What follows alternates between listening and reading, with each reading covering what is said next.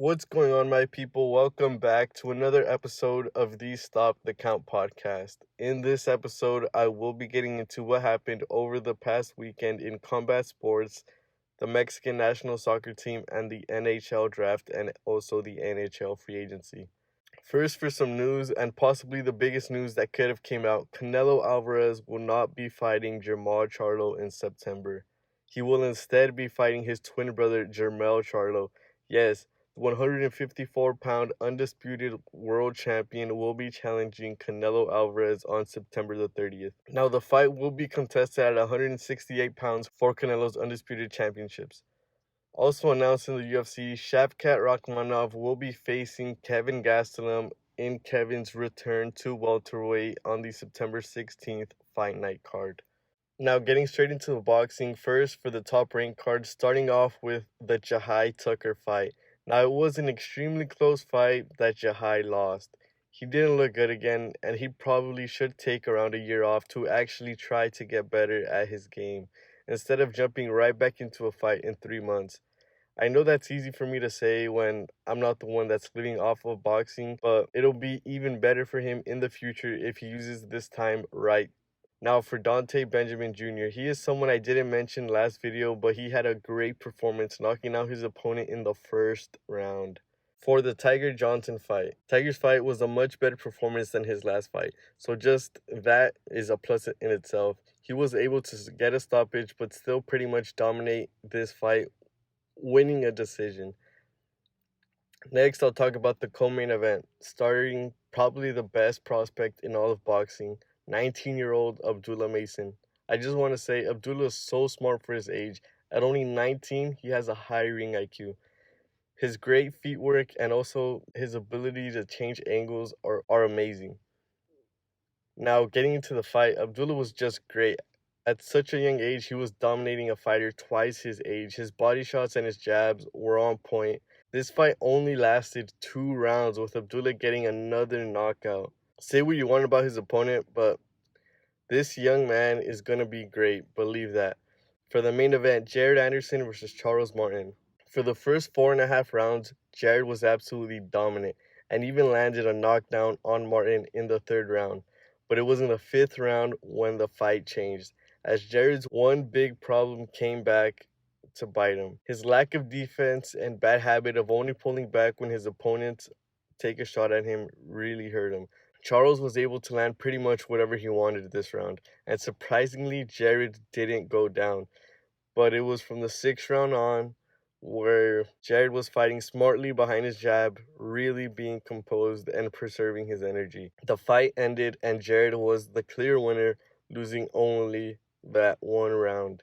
I don't believe he's ready for a tough opponent, but this fight was a great step forward for him. This was a very tough test and he passed it. Now, talking about the UFC Fight Night and the first fight, guramkutateladze versus elvisbrener. What an amazing prelim fight. It was an extremely close fight up until the end. The last round, when Elvis landed a brutal left hook right to Gurman's chin, knocking him out in the final round. Also talking about Kevinlee versus rinatfakhretdinov. Let me tell you, Rinat is the real deal. He was giving Kevin the work on the feet, and ultimately that led to the knockdown that led to Rinat landing the guillotine that finished the fight in less than 1 minute. The next fight I want to talk about is Ismaelbonfim versus benoitsaintdenis. An amazing all-action fight from the beginning. Benoit was landing hard body kicks and ultimately got Bonfim to the ground and finished him with a rear naked choke. An amazing first-round finish for Benoit. For the Max Griffin versus michaelmorales fight, Michael had a good performance, really showcasing all his skills. He didn't get the finish, but he was able to pull off the decision victory. Now for the main event, Seanstrickland versus abusmagomedov. This fight started off horrible, with Abus landing an eye poke less than 30 seconds into the fight. Other than that, it was a pretty good fight with both fighters landing hard shots on each other, but it was Sean who was winning the exchanges. At first, he was really hurting Abus multiple times, and it was in the 2nd round, after being hurt by Sean, Abus wasn't able to continue, and he was ultimately stopped by Sean after taking some hard ground shots. An amazing performance by Sean, even after taking that horrible eye poke in the 1st round. Now I'm going to get into soccer. Just for a little Chivas news, if you haven't seen already, they have officially announced Eric Gutierrez as a new member of the squad, a great midfielder, canterano of Pachuca, coming over from PSV in Europe. Now for the Mexican national team games against Haiti and Qatar. The for the Mexico game versus Haiti, Mexico came out exactly the same as the last game versus Honduras, but didn't have the luck they did last game. They had a really tough time struggling to create anything. When they would have chances, they weren't able to finish. They were also committing bad decisions on defense, and one of those decisions almost cost them the opening goal, but the Haitian player couldn't handle it. Mexico was pretty much dominant in the first half, but as the second half started off, Uriel Antuna and Henry Martin were able to connect for a goal, and after that, a Jesus Gallardo center was put into the back of the net by a Haitian defender, putting Mexico up 2-0. The game ultimately ended 3-1 with Haiti scoring off of a corner kick and Santi Jimenez scoring off of an Uriel Antuna assist, but it was still a good performance by Mexico, another great showing for Jimmy Lozano, and again, yes, Haiti isn't the toughest opponent, but anything could happen in soccer. Their next opponent was going to be Qatar, and Jorge Sanchez was not going to be able to play due to an accumulation of yellow cards, pretty much forcing Jimmy to play Julian Araujo. Now, for their game against Qatar, Jimmy came out with a mix of his bench players and starters. And Mexico were playing well. They were only at times holding the ball a little bit too long and missing some good chances on goal. And that came back to bite us in the ass after some absolute horrible defending from Israel Reyes and Lorai's very own Julian Araujo. Qatar capitalized on their chance and they were up 1-0. Now, talking a little bit about the first half, they played like shit. There's no way you can call it a good first half. They were attacking decently, but there's more to soccer than attacking. Everywhere else, Qatar was the better team. The second half was still horrible. Mexico was not able to put the ball in the net, and Qatar was doing a great job wasting time. Yes, it was a horrible performance, but you can't win every game. And this is the type of things these players needed. They needed to know that they could lose. Coming off of two great wins where they played very good, I would say, being able to learn from this loss will help them a lot, especially in this competition. For the NHL Draft, there was no surprise at 1 as Chicago took Connorbedard. The real surprise came at 2. For the NHL Draft, there was no surprise at 1 as Chicago took Connorbedard. The real surprise came at 2 as Anaheim took leocarlson.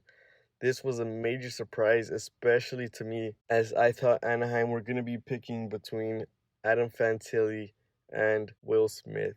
That meaning Columbus got a great player in Fantilli with their third overall pick.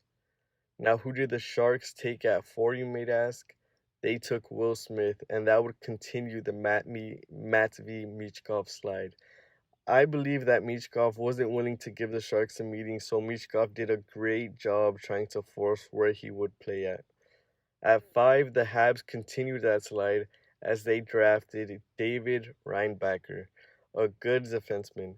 Michkov's slide ended at 7 as the Philadelphia Flyers made Michkov their first pick. What an amazing pick by the Flyers. The Flyers know their rebuild timeline and Michkov probably fits it perfectly as they aren't going to be good for quite some time. This is another great rebuild piece for them, pairing him with Boston College standout Cutter Gauthier. In the future, this tandem is going to be nasty. For some steals of the first round, there's 3 players who I was surprised fell so far in the first round. The first, at 17, was taken by Detroit Axel Sandin Pelika, a great defenseman, and I had him ranked as my second overall defenseman. I was very surprised that 3 defensemen went before he did. For my second player, Gabe Perreault, he slid down to the 23rd pick to the New York Rangers. He was a player I had inside my top 10 players coming into the draft, so this is a very good pick from the Rangers, as Gabe is going to be going to BC to play alongside fellow first rounder Ryan Leonard and the previously mentioned willsmith, so hopefully he develops his game well at BC, but hopefully the Rangers could also develop him well. And the third player is Quentin Musty. He was taken 26th overall by the Sharks, and Musty is someone I had as a player inside my top 15. So this is a good value pick for the Sharks, a big power forward who has shown some decent skills. And for a team who I think had a horrible draft, a team who reached with both of their first round picks inside the top 12, and you could say the only thing saving their draft was a goalie they took in the second round, that is the Arizona Coyotes. This franchise needs star power if they actually want to stay in Arizona. They could have had that in Michkov. They still need to wait 2 years for their sixth overall pick, who was a Russian defenseman, to come over from Russia. And honestly, all of my hope for this team staying in Arizona is gone. They need to revamp everything, starting from the top with the GM. This rebuild has lasted a decade and doesn't look like it will come to an end soon. Also, adamfantili is expected to start the year off with the Blue Jackets after signing his ELC. Now, for free agency, what a crazy past couple of days, especially for the ungrateful Maple Leaf fans. On Saturday, they signed Ryan Reeves, a gritty, tough MFer who's not afraid to drop the gloves with anybody and is someone they needed. Now, he wasn't the only person they signed. They also signed John Klingberg, a good 40-point scoring defenseman, and everyone was hating on Brad Treliving and Brendan Shanahan like if free agency was done. And what do these two do on Sunday? They sign one of the best players coming into free agency, Tyler Bertuzzi, another 40-point scorer and a great piece for their top six. Then to top it off, hours after announcing Bertuzzi, they land another top free agent in Max Domi. This guy is easily a 50-point scorer, an absolute beast. All I'm gonna say is you bum-ass Maple Leafs fans that were calling for tree living in Shanahan's head need to shut the fuck up. It was the first day of free agency. Let the fucking men work. And also, just to mention some teams I thought had a really good past couple of days of free agency, starting with the Anaheim Ducks. They signed Alex Killorn and Radko Gudas, two great additions to a team that might be surprising many next year.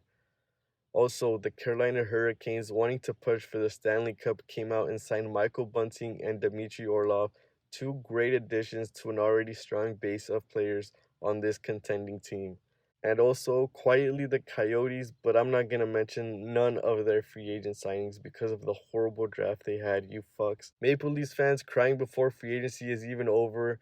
The real people that should be crying are the Coyotes fans. They're about to lose their fucking team, and their front office is dog shit. Thank you guys for staying until the end. Don't forget to like, comment, subscribe. Also, follow me on Twitter at StopTheCount10. See you guys later on this week as I talk about the great boxing and UFC card, as well as the Chivas and Mexican national team upcoming games. See you then.